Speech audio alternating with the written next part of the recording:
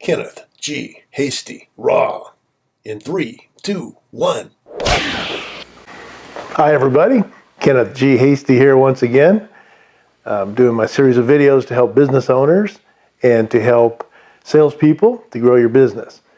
I'm a business growth consultant, so check me out at kennethghasty.com. Meanwhile, we're going to talk today about master your sales at trade shows. What does that mean? Master your sales at trade shows. Well, how many of you go to at least one trade show a year? How many go to several trade shows a year? Okay, so after a while, it's like riding a bus to school. You just go and you do it. Especially if you're in a big company, they're like, "Okay, you're working the X show this weekend." Okay, you go to it. And what most reps do is they show up. They, basically get set up barely on time, if not late, and then they're at the booth and they work the show and they leave and they tell everybody what a crappy show it was and they didn't get any business. So, okay, fine. But how can we make shows more predictable? Well, let's take a look. For starters, what about before the show? Well, way back before the show, somebody has to choose your trade show booth location. So the earlier you can do that, the better. I mean, if a show just ended, don't be thinking about getting your booth 9 months from now. Think about getting it and choosing it right now. Because the sooner you can do it, the better booth location, in most cases, you'll get. Let's talk about booth location. Well, if you're not the big company, then ideally you'd like to be somewhere near the big company. And I highly recommend a corner booth. Because especially if you're just doing like an 8x10 or 10x10 booth. And the reason is because you've got twice the working area on the outside, or twice the counter space, if you want to call it that. And so now you can see people over here, you can see people over here, and you get a whole lot more exposure than you do if you're just a booth in a sea of booths in the middle. If you just have like a table drape or something like that, then you want to be as close to the action as possible. And if that doesn't work, try to be as close to the lunch or whatever as possible, but somewhere where you can get the most traction. As far as your booth itself, image is everything. People walk up to your booth and they want it to look good, but we'll get there in a second. So now let's take, when you're looking at trade shows, the reason that most people attend most trade shows is to hear the speaker or the speakers. And so the exhibits, they walk through on the downtime and then think about buying things, kind of shopping, like walking through a shopping mall. Well, what about the speakers? What if the speakers were up there saying, "Hey, don't forget to go by Kenneth's booth," or something like that? Wouldn't that be helpful? Well, absolutely it would. So what I've always tried to do is I've always tried to, and usually there's several speakers, I've always tried to influence the speakers. So I would contact them ahead of time, and ideally they're a customer, but even if they're not, say, "Hey, I know you're speaking on a certain topic, we've got XYZ that are related to that. Just want to make sure, you're current with everything. How about if I send you some slides and, if you think you need them, go ahead and put them in your presentation or some PowerPoints, And, occasionally they do. They don't always, but, the more you stay in front of them, let them know you're a viable player, or invite them to come by the booth. Because another very powerful thing is if the guy that just talked or the girl that just talked and told everybody, "Hey, I'm the expert in this world," and they see that person standing at your booth, well, that's instant credibility for you.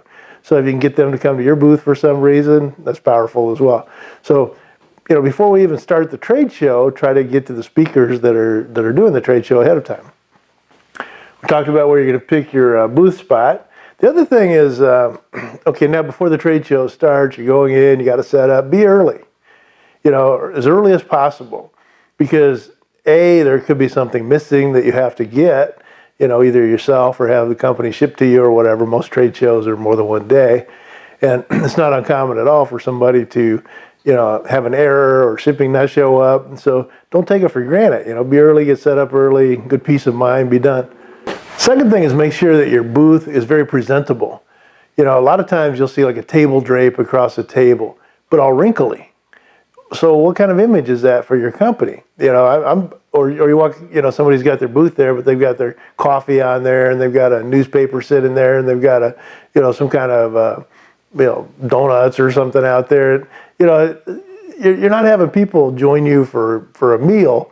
You're having people come up to see your wares. Think about when you walk into a bank, or you walk into Tiffany's or Nordstrom's or something like that. It's always very professional, very clean. They're always ready for you. Even if you walk in when the door opens, they're there, they're ready, and it looks sharp. So if you model that in your head, go back and step back and look at your booth. Do you have brochures spread out all over the place? Do you have too many types of brochures out? Do you have wrinkly? Is your sign crooked? Any of these things.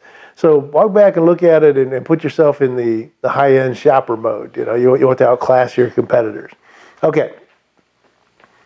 So during the trade show, one of the good things to do is find exhibitors that sell to the same clientele that you do. And a lot of them do. Exhibitors, especially that are not competitors to you, but maybe could augment what you have. And get some brochures to them, let them know that you've got a booth, what your booth number is, and say, hey, if you're talking to people, that seem like they might have an interest in that, bring them over. And oftentimes they do. So that's helpful, and it's more powerful because it's a warm lead, because somebody's bringing them to you. And you say, oh, hi, well, and it gives you instant credibility. Another thing about a trade show booth, one thing that always frustrated me in sales management was when somebody was, okay, I'd like to get some, I'm ready. Well, maybe the salesperson didn't have a pen handy, maybe they didn't have an order form handy, or they're ordering online, but their computer wasn't fired up. And it's very awkward, takes time, and can lose a sale, because a lot of times at the trade show, the people are in between, they're on break basically, and when they're telling them to get back, they may just say, I'll get back to you later, and you could lose them forever. So be ready to move fast. When they're ready to buy, you be ready to sell. So that's important. Body language at trade shows. I can't tell you how many people stand there like this, or they're sitting down. They're looking at their phone or something. Now, how approachable are you really when you do that? So, what I recommend, and you can't get where you can see my hands, right? But is not to have your hands in your pockets, not to have them up like this, but put them behind your back. If you need to do something with your hands, just put them behind your back, and it makes you approachable.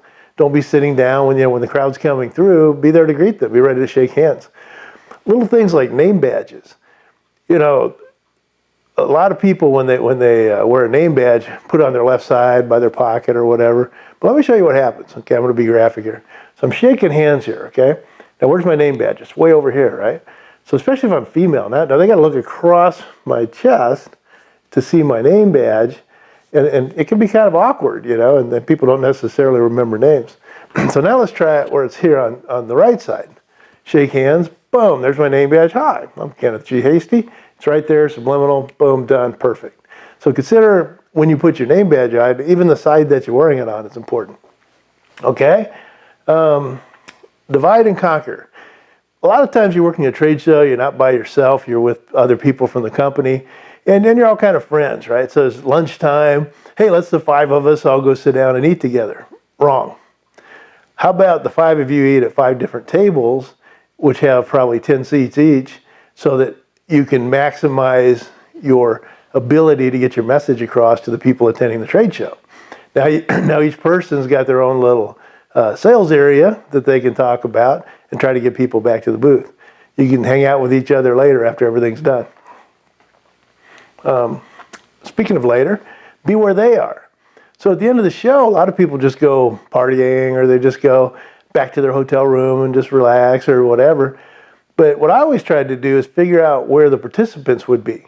If you're in a resort town or something, there's a very limited amount of restaurants and bars they can go to. Even if you're in a big exhibit center, same thing. They're going to be probably at a hotel lobby bar. They're going to be somewhere out and about.